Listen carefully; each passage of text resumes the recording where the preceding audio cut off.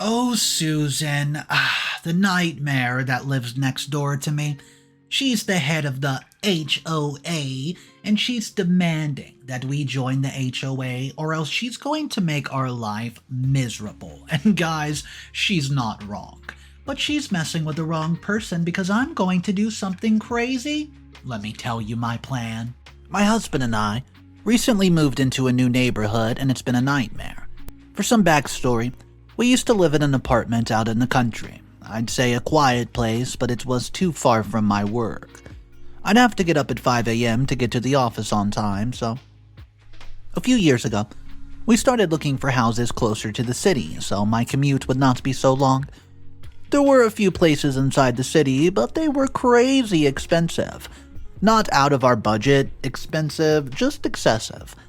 The best place we found was in the suburbs just outside the city, and in a house that had been repossessed by the bank. The only issue was that the neighborhood has a homeowners association. The house we were looking at was on the far end and looked different from the other homes, so we thought maybe it wasn't under, this association's jurisdiction. When we spoke to the real estate agent, they told us that you had to sign up with a local HOA in order to join. So we would be part of it simply by moving into the neighborhood, and after that huge relief, we put in an offer for the house and, it was accepted. 3 months later, we moved in. The house was modest but still spacious, and it had 2 bedrooms, one of which we converted to a home office for my husband. The yard was a tad overgrown, and the house needed a new coat of paint, but we'd take care of it. The day that we moved in, this old woman came up to us and introduced herself as Susan. She lived in the largest house on the block and was president of the neighborhood's homeowners association. And she seemed nice, but let me tell you, looks are extremely deceiving. She asked us what we were doing with the house, and I was telling her that we were planning on putting a new coat of paint on the house and cleaning up the yard. She starts blabbering about how she knew a great painter. He'd painted all the houses on the block. She gave me the number for the landscaper so we could get a healthy lawn going too. I smiled and just nodded along with what she would say, so she would just go away. My husband and I already had plans of our own, and I had feelings that she was trying to get us to make our house look like all the other houses on the block. Speaking of which, they were all painted this ugly slate gray and had the same uniform, perfectly manicured lawn. It was extremely uncanny. So, our yard has some nice hedges growing around the perimeter, and we were going to clean those up and throw down some clovers instead of grass because it was cheaper and easier to maintain. I wasn't interested in paying for a gardener to come in every other week when my husband and I could do that stuff ourselves. Also, we had no intention of painting our place that ugly gray like the rest of the block. I picked a lovely blue instead. The next day, we were out working in the yard, and I was painting the houses rail and trim white, and my husband was trimming the hedges, and I saw Susan watching from her house with a weird look upon her face. One of the other neighbors was passing by and stopped to say hi. I would later learn that this person was an accomplice and was questioning us, so they could pass on the information to Susan. We told them of our plans for the yard, and they smiled and nodded and then ran off with their dog. Not even 5 minutes later, here comes Susan walking down with HOA pamphlets under her arm. I already knew from the first time we met that she was going to be a gaslighter. She started interrogating us about what we were doing for a living. She asked us if we had debt and weren't able to afford a landscaper or painter.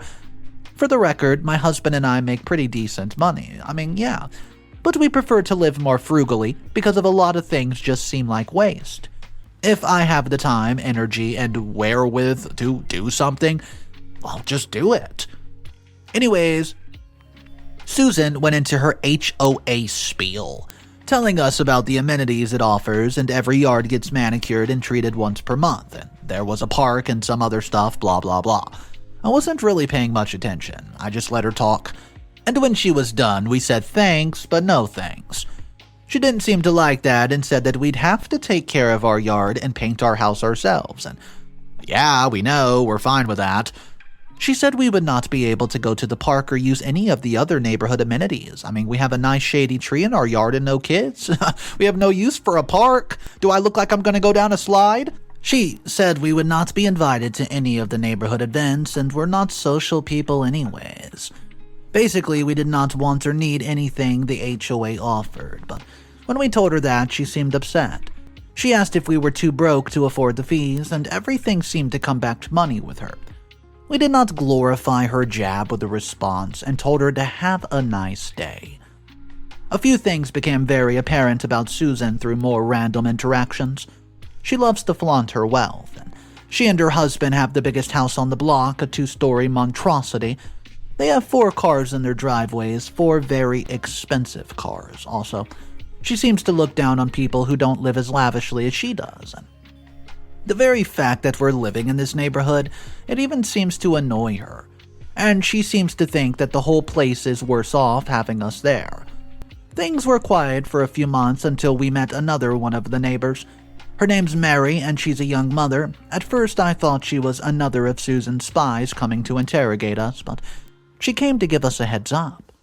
Susan had been spreading rumors among the neighborhood about us, and she'd been saying our house and yard are an eyesore because we're too broke to afford a gardener who can fix it up.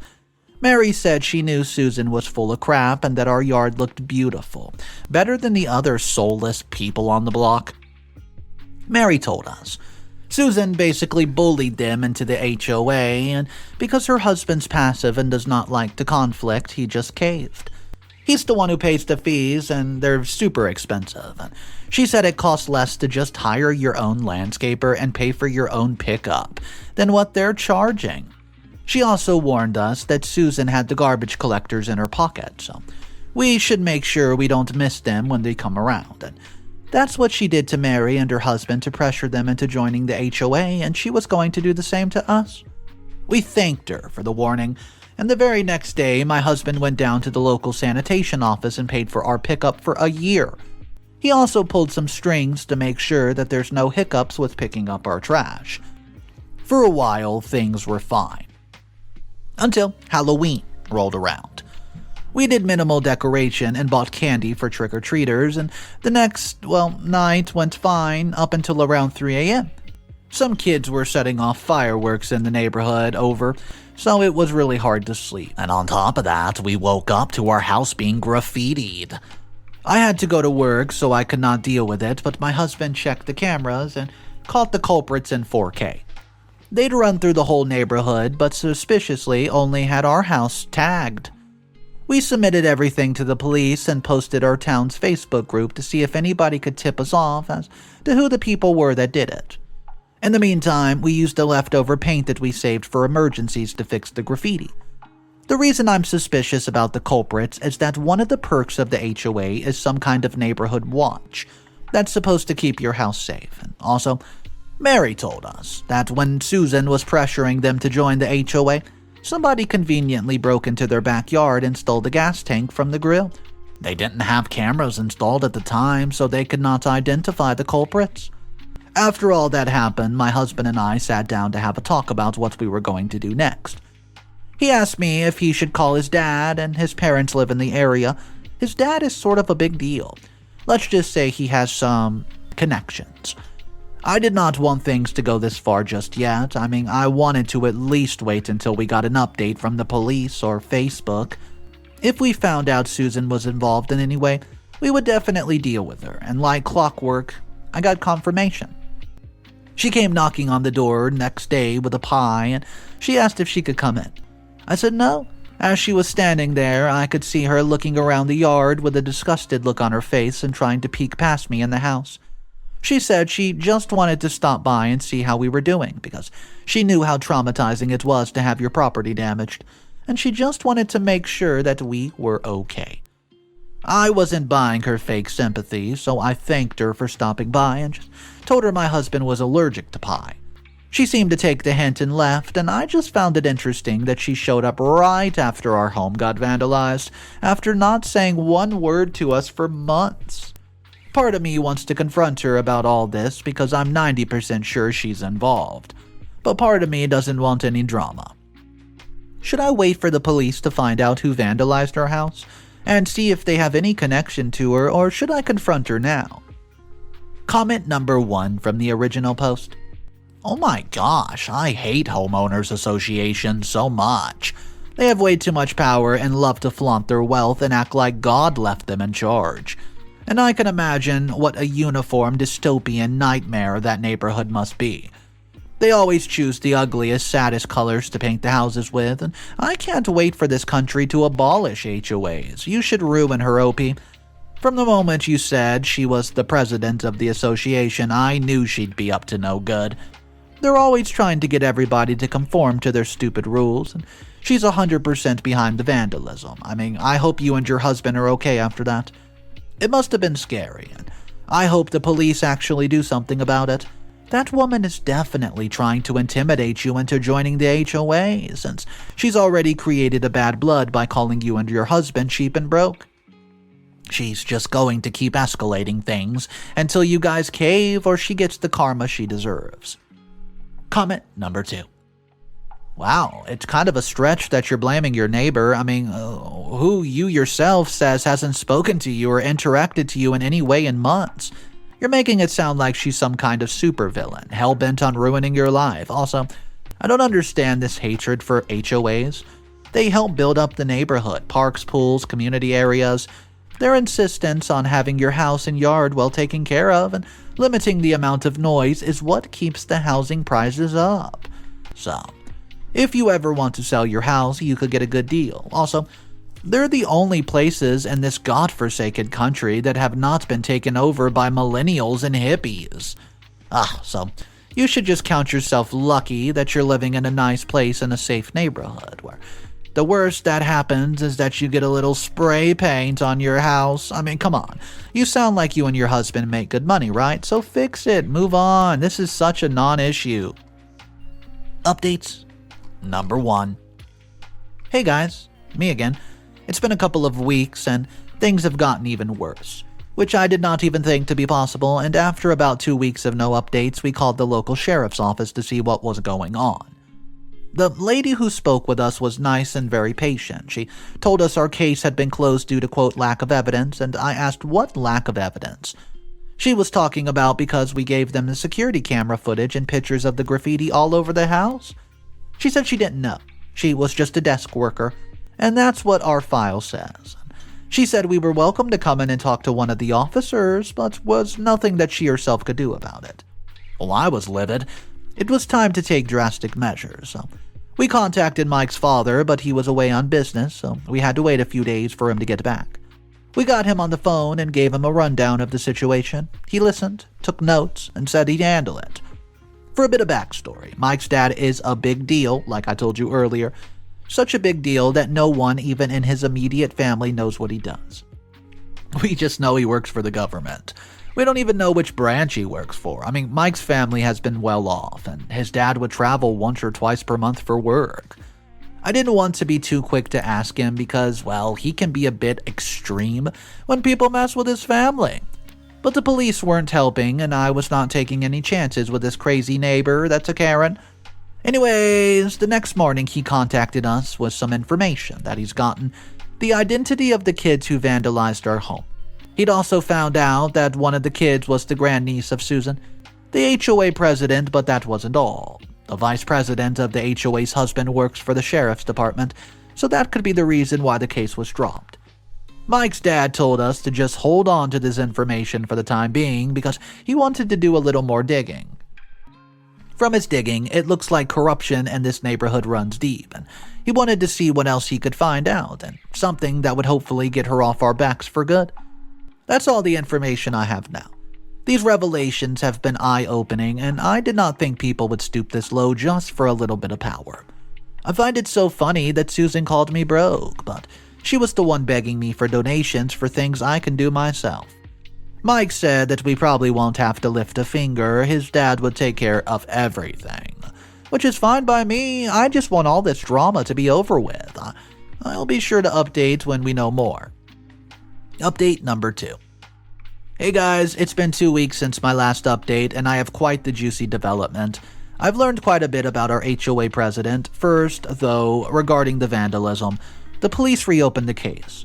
It turns out the kids who did it were minors, so it was their parents who get in trouble. They offered to pay us for the damages caused, and the kids also came to apologize in person. I just told them I would not take them to court on one condition. They had to tell me whether or not Susan was involved, and if they lied to me, I would sue them not only for damages but also for emotional stress and trauma. I already knew the truth because Mike's dad dug up a lot of dirt, but we'll get to that later. One of the parents actually tried to talk me down, saying they did not want to get into some kind of neighborhood feud, and I told them those were my terms, and I specifically looked at Susan's relatives and asked, was your aunt involved? They finally admitted that she was, so I accepted their apology and got my check in the mail the next day. They must have given Susan the heads up because she and her husband went on an impromptu trip out of town. At least that's what Mary told us. Anyways, I want to talk about what Mike's dad found out. We're not the first people Susan tried to drive out of this neighborhood. The people who lived in this house before us did not want to join the HOA either, and they moved after someone actually killed their dog. Also, Susan and her husband do not own their house. They filed for bankruptcy a few years ago, and they've been renting the house from the owner, and it's actually up on the market for sale. But that's not even the best part. The rent for the place is extremely high, and Susan and her husband are retired. So how can they afford it along with insanely expensive cars if they're so-called bankrupt? Well, suspiciously enough, no upgrades have been made to any of the community facilities in a while, and here's the kicker. There's no HOA in this neighborhood. Susan never registered it, so no one actually has to follow any rules. And when I told this to Mary, she installed a play set in her backyard for her kids, and she said when she tried to do it the first time, Susan told her it's against the code.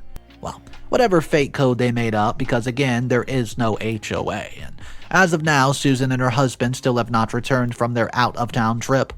But as soon as they do, I know all hell's going to break loose. I'll keep you guys updated. Update number 3. Susan came back a couple days ago, and she and her husband are in shambles, but hey, we'll get into that a bit later. The day after my last update, we got a call from Mike's dad, and he asked if we wanted to buy Susan's house. He said that he'd go halfsies with us. As much as I did not want to spend more money, I could not pass up an opportunity with that. He said that we could buy the house through his wife's company, but our name would be on it too. Mike's sister and her family were thinking of moving back home, and they needed a place to stay, so this would be perfect. We said screw it, and arranged a viewing, and they told us the house was occupied, but the people renting it knew it was up for sale, so they were ready to move out at a moment's notice. Anyways, we went out there. Susan and her husband were home, and apparently they asked the renters to stay for the showing so they could gush about the house and neighborhood to potential buyers. Imagine the look upon Susan's face when me and my husband walked through the door with the real estate agent. It's pretty big, pretty impressive house, and it finally came furnished. So she did not even own the furniture in there. She was quiet during the whole showing and kept her head down while we were viewing the yard. The neighbors saw us there, standing out on the lawn, talking to an agent, and Susan asked us if we'd rather talk inside. We said no. I wanted everybody to see what a fraud she was. Days later, I heard from Mary that the HOA had an emergency meeting. Susan made up some dumb excuse that the city was asking all the associates in the area to register again. So they needed people to sign to save the HOA. But Mary had done some digging of her own and had informed all the neighbors that they were never registered in the first place. So they were paying dues and the following rules for nothing. So only a few people even signed it, and Susan has been frantically going door to door to convince people to save the association. A bunch of people have been asking why I was at her house with a real estate agent, asking if she was selling the house or something. Some people even came by while me and my husband were touching up the yard to ask us what's going on, because Susan had convinced them that me and my husband were broke. We told them nothing was set in stone yet, but Mike's sister needed a place to stay, so we might buy the house for her. I wish I could frame some of the looks we got when they found out we weren't in fact broke and just preferred living a modest lifestyle. But that's where this update's going to end. Susan is about to be homeless, and the homeowners association is in shambles. Update number 4. Hey guys, I honestly thought my previous update would be the last one, but more has happened and it's wild. So we went ahead and put in an offer for Susan's place, and an offer was accepted. So, we're going to go ahead and buy it. It's going to be a little bit before we close though, and the sellers gave Susan and her husband 30 days to move. She's been telling the neighbors that she's moving out to California to be closer to her family, and that she and her husband have a beach house out there. Well, imagine everybody's surprise when the police showed up at her house yesterday and arrested her and her husband. Some key things to remember from the previous post. No upgrades have been made to the facilities in the neighborhood in a while, right? Susan and her husband are retired and bankrupt and were somehow able to afford rent in this house, along with expensive cars. The HOA was not registered, and people were paying dues to nothing. Well, those people were actually paying dues to Susan's rent, bills, car payments, vacations, you name it. She'd been taking all the money meant to upkeep the neighborhood and use it on herself, which is a fraud. I don't know who initiated the investigation, who filed a complaint or anything. All I know is that it was quite the spectacle out there on the street when she was cuffed and stuffed in the back of a squad car. They also went through her house and took some things, and a tow truck came the next day for the fancy cars. Susan and her husband's mugshots are posted on our neighborhood's Facebook page, and they were arrested for fraud. They stole hundreds of thousands of dollars worth of dues and fees and used them to enrich their life. People were speculating that the HOA was never meant to be legit, and that it was all just an elaborate scheme riding as much money of their neighbors as possible. Well, I'll leave that part up to the court, though. I don't want to jump to conclusions. I didn't check to see what the court dates would be. I think they're out on bail now. I'm not sure where they're living, because I think they're not allowed to leave the state. It's funny to think that all this happened because she messed with the wrong person. Me? The person she called broke is over here thriving while she's sitting in a jail cell. So I understand the point of HOAs, to keep the house prices up and make sure all the houses in the said neighborhood keep their lawns good, just keep everything up to par. But at the same time, I've always thought that HOAs were so weird. Like, how is somebody going to be able to buy a home, but be forced to told how to paint their house a certain color, that they can't build a fence in the backyard, or whatever it is? It's always been weird to me. So when I come across these HOA stories, I love reading them, because you truly never know what kind of experience you're going to come across, and this one was no exception.